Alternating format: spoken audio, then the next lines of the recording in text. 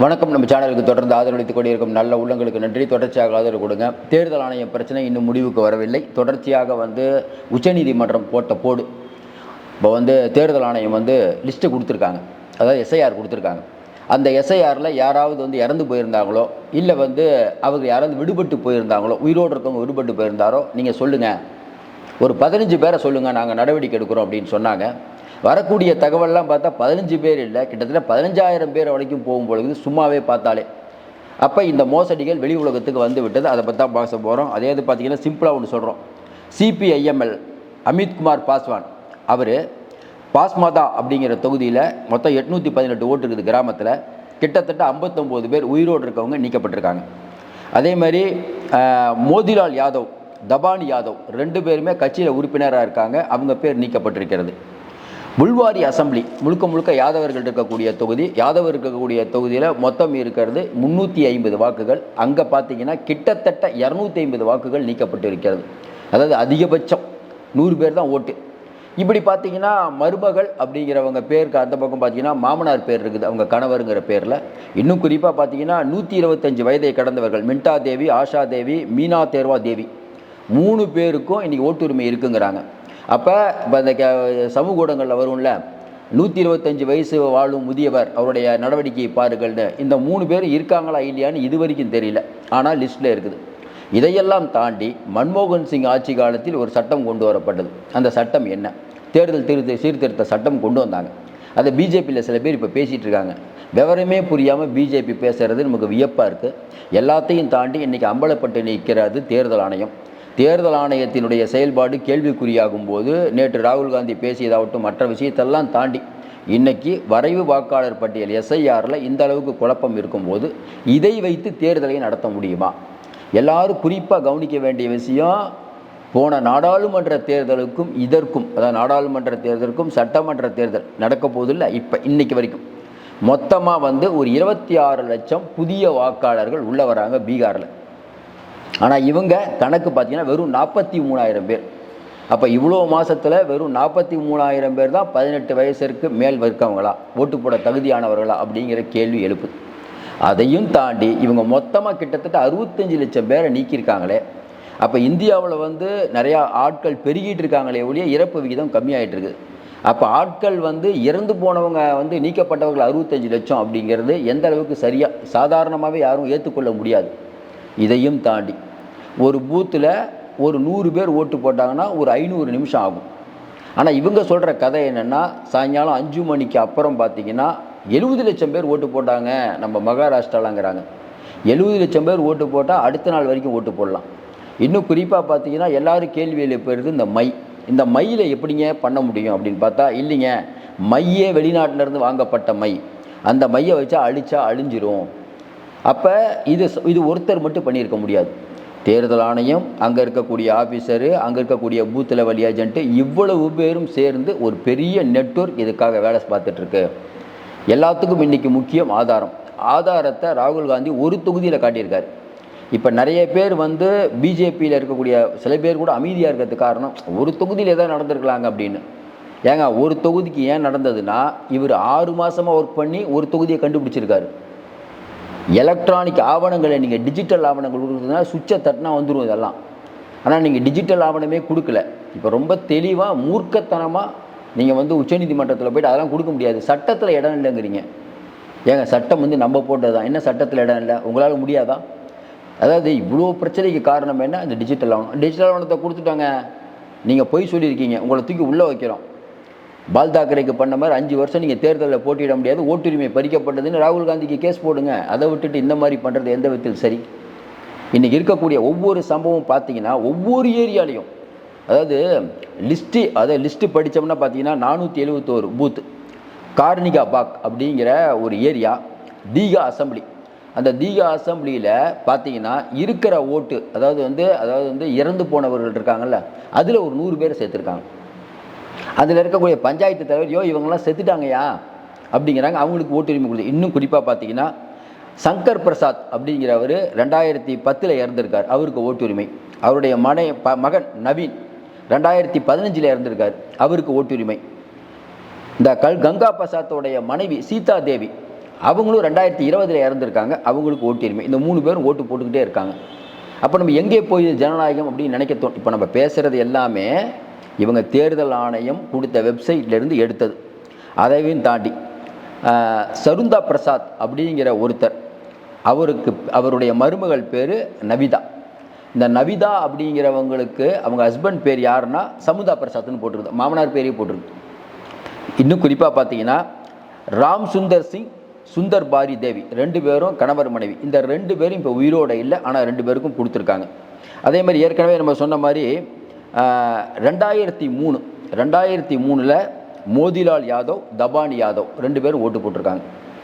இப்போ எஸ்ஐஆர் என்ன சொல்லுது, 1987க்கு அப்புறம் பிறந்தவங்க அவங்க பர்த் சர்டிஃபிகேட் கொடுக்கணும். 2003 இருக்கவங்க எதுவுமே கொடுக்க வேணாம். 2003 கொடுத்த மோதிலால் யாதவ், தபனி யாதவ் 2 பேருக்கும் இன்றைக்கி ஓட்டுரிமை மறுக்கப்பட்டிருக்கிறது. அது எப்படி சரியாக இருக்க முடியும் சார்? போன எம்பி தேர்தலில் ஓட்டு போட்டிருக்காங்க சார், இந்த ஓட்டு போடல.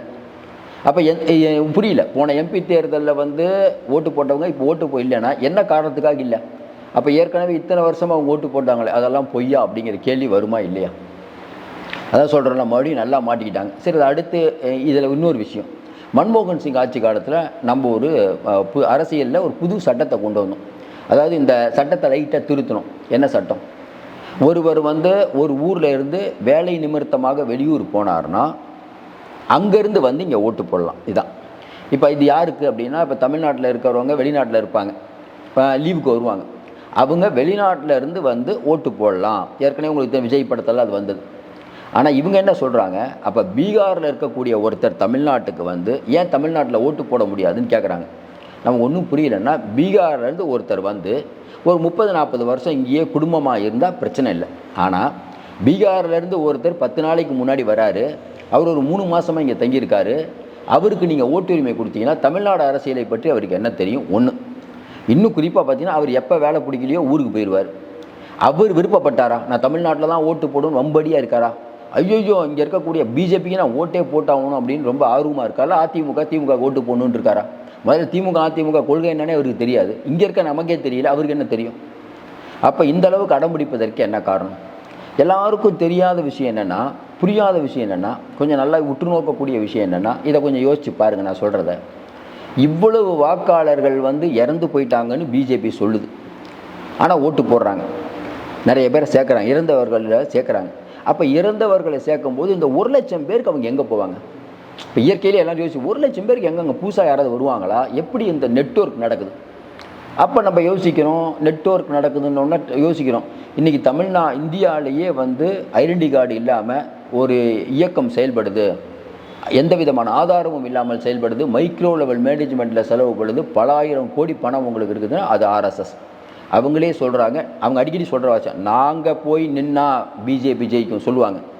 பாருங்கள், மகாராஷ்டிராவில் எம்பி எலெக்ஷனில் நாங்கள் இல்லை, பிஜேபி தோத்துருச்சு. உத்தரப்பிரதேசில் எம்பி எலெக்ஷனில் நாங்கள் வேலை பார்க்கல, பிஜேபி தோத்துருச்சு அவங்களே சொல்லுவாங்க. அப்போ ஆர்எஸ்எஸ் போனால் அப்படி என்னங்க ஆர்எஸ்எஸ் மேஜிக் இருக்குது? ஆர்எஸ்எஸ் கொள்கையே ஒரு வேலைக்காகாத கொள்கையாச்சு, அவங்க சொல்லி எவங்க ஓட்டு போடுறான்னு கேட்டால் அப்படி இல்லை. இந்த ஆர்எஸ்எஸ் அப்படிங்கிறவங்க சொல்லுவாங்கள்ல, திமுகவிலலாம் டீ குடிச்சிட்டு வேலை செய்வாங்கப்பா, அந்த மாதிரி இன்னும் இருக்காங்க.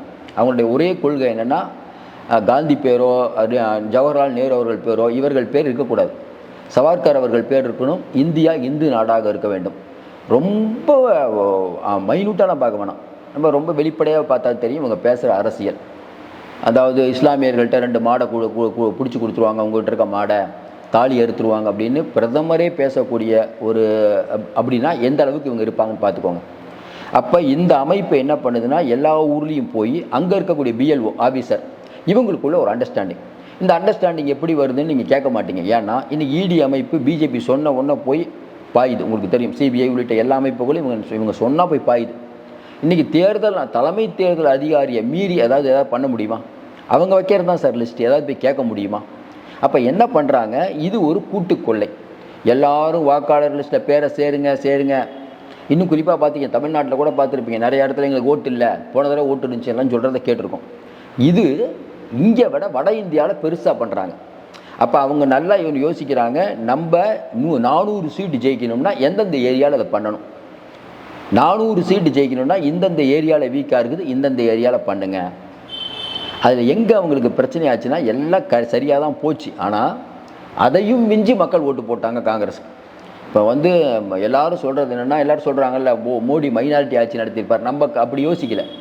ஒழுங்காக தேர்தல் வச்சுருந்தா இவங்க சொல்கிறதெல்லாம் பார்த்தா அவங்க 100 தாண்ட மாட்டாங்க பொழுது பிஜேபி மிக மிக மோசமான தோல்வியாக இருந்திருக்கும். அப்போ இவங்க வேகப்பட்ட வேலைகள் எல்லோரும் சொல்கிறாங்களா 25 நமக்கு 25 கிட்டத்தட்ட 100 தொகுதி பண்ணியிருப்பாங்க. பண்ணணும்னு முடிவாயிடுச்சுன்னா 400 சீட்டு 100 தொகுதி பண்ணியிருப்பாங்க இவங்க அதில் ஃபஸ்ட்டு ஸ்பேஸில் முடிஞ்ச உடனே உங்களுக்கு தெரிஞ்சு போச்சு, ஐயோ பெரும்பாலானவங்க வந்து ஓட்டு போட ஆரம்பிச்சிட்டாங்கப்பா. அப்போ ஏகப்பட்ட வேலை பண்ணணுன்னா அந்த பிரச்சாரத்திலேயே இஸ்லாமியர்களையும் கண்டபடியும் தரக்குறைவாக பேசினதவர். இப்படி போயிட்டு இருக்கும்போது இன்றைக்கி அந்த மன்மோகன் சிங் போட்ட விஷயம் எல்லாத்த பற்றியும் பேசக்கூடிய பிஜேபி இல்லை இன்னொன்றுங்க, தேர்தல் ஆணையத்தை பற்றி ஒரு கேள்வி கேட்குறோன்னா தேர்தல் ஆணையம் தான் பதில் சொல்லணும். நேரம் பிஜேபி குடுன்னு வந்து ஓடி வந்து பதில் சொல்லுது. இதில் இவ்வளவு பிரச்சனை நடந்துட்டு இருக்குது நாட்டில். கொஞ்சம் கூட கவலைப்படாமல் நிர்மலா சீதாராமன் புதிய வருமான வரி மசோதா தாக்கல் பண்ணுறாங்களாம்.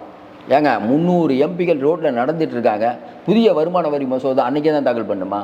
இதே மாதிரி தான் ஒரே நாளில் பல எம்பிக்களை சஸ்பெண்ட் பண்ண அன்னைக்கு மட்டும் 12 மசோதாக்கள் இவங்க நிறைவேற்றுறாங்க. அப்போ இவங்களோட எண்ணம் என்ன? ஒரு பக்கம் இந்த பிரச்சனை ஓடிட்டுருக்கோம், அதுக்கு பக்கம் நம்ம எல்லா மசோதாவையும் நிறைவேற்றிடுவோம்.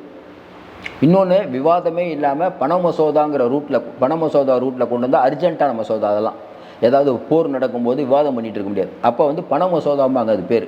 அந்த மாதிரி இவங்க பல மசோதாவை நிறைவேற்றியிருக்காங்க. அப்போ சத்தமே இல்லாமல் இது ஒரு பக்கம். அப்போ இன்றைக்கி நாடு முழுக்க ராகுல் காந்தியுடைய ஆதாரம் இன்றைக்கி வந்து மக்களிடையே ஒரு பெரிய பரபரப்பாக பேசப்பட்டு கொண்டு வருகிறது. இப்போ நம்ம படித்த இந்த லிஸ்ட்டு பாருங்கள். இப்போ கார்கனி பாக் அப்படிங்கிற இடத்துல கிட்டத்தட்ட 471 அந்த பூத் நம்பர், அதில் கிட்டத்தட்ட 270 பேர். மிண்டா தேவிங்கிறவங்க 125 வயசு, ஆஷா தேவிங்கிறவங்க 120, பிர்பிண்டி அவங்க ஊர் பேர். அதேமாதிரி மானா தேரியா தேவி பௌகாலி அவங்க தொகுதி. இவங்க 3 பேரும் இது வரைக்கும் இல்லை, ஆனால் வாக்காளர் பட்டியலில் பேர் இருக்குது. நம்ம என்ன கேட்குறோம்? வாக்காளர் பட்டியலில் பேர் வந்தது இல்லை, தேர்தல் ஆணையம் கொடுத்துருக்குல்ல. இந்த 3 பேரும் இவங்க 3 பேரும் உயிரோடையே இருக்காங்களா இல்லையான்னு தெரியல. உயிரோடு இருக்காங்கன்னு ஆதாரத்தோடு நிரூபிங்க.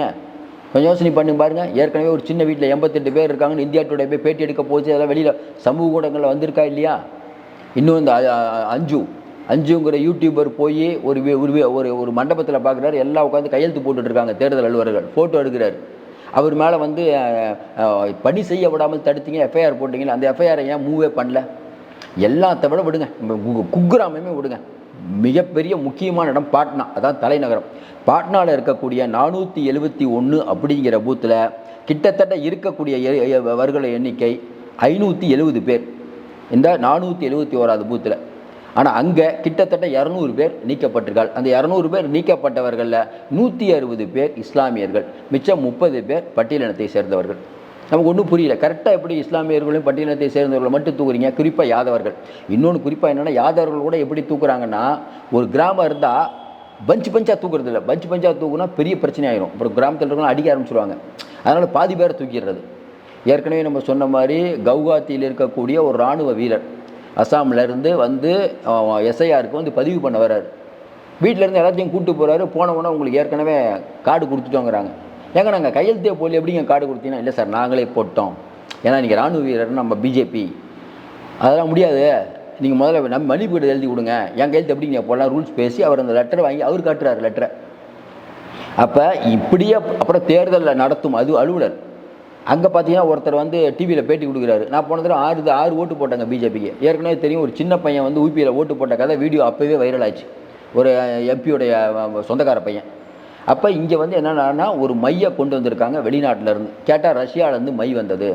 அந்த மையை என்னென்னா, அந்த மையை வச்சிங்கன்னா அந்த மை கொஞ்ச நேரத்தில் அழிஞ்சு போயிடும். கொஞ்ச நேரமான எப்போனாலும் அழிச்சிடலாம் உடனே. அப்போ அந்த ஒருத்தர் எத்தனை தடவை வாக்கு போட்டிருக்காருன்னு பார்க்கக்கூடிய இடத்துல இருக்கக்கூடிய அடையாள மையே அழிக்கப்பட்டு விட்டது. ஏற்கனவே பெகாகஸ் ஊழலில் என்ன நடந்தது, இங்கே இருக்கக்கூடியவர்களுடைய ஃபோனை ஒட்டி கேட்டாங்க, கரெக்டுங்களா? அது பெரிய விவாதமாச்சு. அப்புறம் அந்த ரஃபேல் விமானத்தில் அதில் ஒரு பெரிய ஃபோர்ஜரி, இப்போ இதில் ஒரு பெரிய ஃபோர்ஜரி. என்ன ஒன்று, ஜனநாயக முறைப்படி ஆட்சிக்கு வந்தோம், மக்கள் எங்களுக்கு ஓட்டு போட்டிருக்காங்க அப்படின்னு சொல்லிட்டு இவர்கள் சர்வாதிகார முறையில் எல்லாரையும் அடக்கி ஒடுக்கி ஆட்சிக்கு வந்திருக்காங்க. காங்கிரஸினுடைய அந்த பேங்க் அக்கௌண்ட்டை ஃப்ரீஸ் பண்ணுவீங்க. உங்களுக்கு ஒரு பக்கம் பணம் வந்துட்டுருக்கும், காங்கிரஸுடைய பேங்க் அக்கௌண்ட்டை ஃப்ரீஸ் பண்ணுவீங்க. சோனியா காந்தி ராகுல் காந்தியை நேஷனல் ஹெரால்டு வழக்கில் டெய்லி கொண்டு போய் இடி ஆஃபீஸில் கேள்வி மேலே கேள்வி கேட்பீங்க. காங்கிரஸுக்கு பணம் இல்லாமல் பண்ணுவீங்க. காங்கிரஸ் வேட்பாளரை நிறுத்தினா அந்த வேட்பாளரையே விலைக்கு வாங்கி முதல்ல, அதாவது போன தேர்தலில் பார்த்தீங்கன்னா யாருமே நிற்கலையா. பிஜேபி அன்ன போஸ்ட்டில் ஜெயிச்சிச்சு ஒரு தொகுதியில். எப்படின்னா காங்கிரஸ் வேட்பாளரே காணும். அப்போ வேறு விலைக்கு வாங்கிவிங்க. எல்லாத்தையும் தாண்டி மக்கள் ஓட்டு போட்டால் தானே பிரச்சனை, ஓட்டே போட வராமல் நம்மளே ஓட்டு போட்டா அப்படின்னு. அப்போ ஏற்கனவே இறந்து போனவர்கள் உங்கள் ஆட்களையே வச்சு நீங்கள் பல ஓட்டுகள் போடுறீங்க. இதுக்கு ஆர்எஸ்எஸ்ங்கிற ஒரு பெரிய நெட்வொர்க்கு வேலை செஞ்சிட்ருக்கு அப்படின்னு பல பேர் குற்றம் சாட்டுறாங்க. ஆனால் ஒரு விஷயத்தை பாராட்டலாம், ஒரு கட்சி அப்படிங்கிறது தேர்தலை மையமாக கொண்டு 24 மணி நேரமும் தேர்தலை பற்றி சிந்தித்து கொண்டிருக்கக்கூடிய ஒரு கட்சி அப்படின்னு பிஜேபி சொல்லுவோம்ல, அது உண்மை. ஏன்னா தொடர்ந்து அவங்க பாருங்கள் எவ்வளவு அட்டென்ஷனாக இருக்குது. இப்போ பீகாரில் தேர்தல் வந்துருச்சுன்னா மோடி போய் படுத்துடுறாரு அங்கேயே, தமிழ்நாட்டில் தேர்தல் வந்துச்சுன்னா வந்து தூங்கிடுறாரு இங்கேயே, அவ்வளோதான் அவங்களுக்கு இதுதான் வேலை. அதுக்கப்புறம் கண்டுக்கவே மாட்டாங்க, நிதி எதுவும் கொடுக்க மாட்டாங்க, அது வரைக்கும் இங்கே இருப்பாங்க. அப்போ என்னென்னா மோடி அவர்கள் நிறையா தடவை வந்துட்டார்ப்பா அதனால் ஓட்டு கிடச்சிருக்குன்னு மக்கள் சொல்லணும். ஆனால் உண்மையாக அவங்க யாருக்கும் ஓட்டு போட ஆளே இல்லை. இல்லாத ஆளுக்கு இங்கே ஒரு பெரிய பஞ்சாயத்து ஓடிட்டு இருக்குது. மறுபடியும் சொல்கிறோம், இப்போ நம்ம படித்த லிஸ்ட்டு, இப்போ சிபிஐஎம்லேருந்து அபித்குமார் பாஸ்வான் ரொம்ப வெளிப்படையாக, அவர் அந்த சிபிஎம்னு ஒரு பெரிய கட்சி, அவர் ரொம்ப வெளிப்படையாக சொல்கிறார், ஏங்க பரஸ்பதிங்கிற தொகுதியில் இவ்வளோ வாக்கு போயிருக்கு, புல்வாரி அசம்பிளியில் யாதவர்கள் ரேக்கியாரு இவ்வளோ ஏரியா போயிடுச்சு, அவுரங்காபாத்தில் இருக்கக்கூடிய இஸ்லாமியர்கள் தொகுதியில் பல போயிட்டு இருக்குது, அப்புறம் இஸ்லாமாபாத் அப்படிங்கிற தொகுதியில் இருக்கக்கூடிய அந்த குக் கிராமத்தில் கிட்டத்தட்ட பார்த்தீங்கன்னா இருக்கக்கூடிய மக்களுடைய எண்ணிக்கையை மொத்தம் 400-300 மக்களுடைய வாக்கு இல்லை. இதெல்லாம் கணக்கு பண்ணி பார்த்தீங்கன்னா சும்மாவே 5000 வருது. அப்போ தேர்தல் ஆணையம் அப்படிங்கிறது வகையாக மாட்டிக்கொண்டு வச்சு இதில் வந்து நம்ம ஏற்கனவே சொன்ன மாதிரி இது அடுத்து உச்சநீதிமன்றம் கண்டிப்பாக போகும். ஏன்னா அவங்க கொடுத்த ஆவணத்தில் 15 பேர் மட்டும் போலியாக இருந்தால் காட்டுங்க, நாங்கள் தடை பண்ணுறோன்னு சொல்லியிருக்காங்க. கிட்டத்தட்ட 15,000 பேர்கிட்ட வரும்பொழுது எண்ணி பார்த்தா. அதனால் விரைவில் இதுக்கு ஒரு முடிவு கொட்டும். நம்ம தெரிஞ்ச இந்த எஸ்ஐஆர், இப்போ இருக்க எஸ்ஐஆரை வச்சு வரக்கூடிய தேர்தல் நடக்காது. நீங்கள் கேட்கலாம், அப்படி எஸ்ஐஆர் வச்சு தேர்தல் நடக்கலன்னா பிஜேபி ஜெயிக்காதேன்ட்டு. இன்னொருத்தர் இன்னொரு யோசனை சொல்கிறாங்க, ஏங்க இது இல்லாட்டினா கூட இருக்குது எங்கள் மிஷின் அப்படிங்கிறாங்க. ஆனால் இவ்வளோத்தையும் மீறி மிஷினில் இந்த தடவை பண்ணுறது கஷ்டம்னு நினைக்கிறேன். வெகுஜன மக்கள் விழித்து கொண்டார்கள்.